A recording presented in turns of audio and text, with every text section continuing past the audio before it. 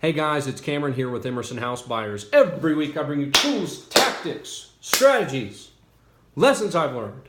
Things have helped me build up a sizable rental portfolio in about 2 years. Today I've got a question from actually a colleague, and he asked, how do I buy a vacation property for my family? So this was a good question. This is what I would do. Knowing what I know about real estate, this is what I would do.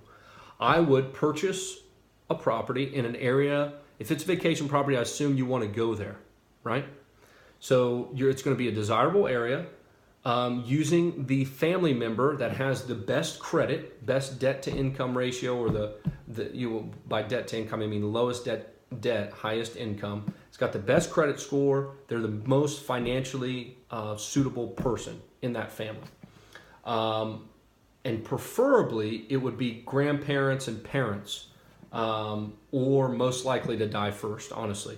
So, I'm not saying that as in any morbid way, but just logically thinking about it, if you do this the right way, you can save yourself a lot of money in taxes and maximize a potential vacation property. So, buy in a desirable area, use somebody use the family member that has the best credit, the best financial position, and not meaning that they have to pay for everything, but use them to apply for the loan. And then if you can make it an older family member that's going to pass before the younger family members, that would be ideal. Furnish the property with Airbnb. Furnish it how you would like the property to be furnished. Furnish it and then use it Airbnb. Block out the dates. There are whole companies. I know the first thing you guys think, I don't want anybody in my house breaking my stuff. There are companies that manage Airbnbs for people. And you're not trying, this is a vacation property. You're not trying to get, to make money off of this. You're just trying to get Airbnb income to pay for your vacation property. And then you get a property, even if it costs you a few $1,000s a year, you get to own a whole property that you get to go and visit 2, 3, 4, 5, 10 weeks a year. And for a few $1,000s, that's it. That's pretty great.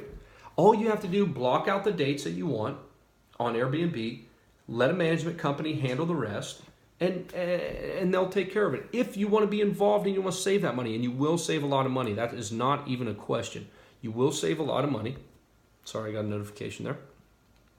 You will save a lot of money if you do it yourself, but I don't know how far away this is. I don't know if you have contacts in some of this vacation area. If maybe you've got some other family members with houses in the area, they can help you out. But don't, you got to be careful there. You don't want just anybody watching your property, or you just don't want to let it go to the wayside, because there are cleaning fees.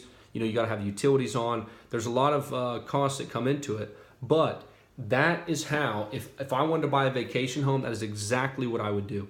You can approve who's in and out of your home. You can only accept 5 stars. There's various other ways to ensure that whoever's watching after your property is taking care of it.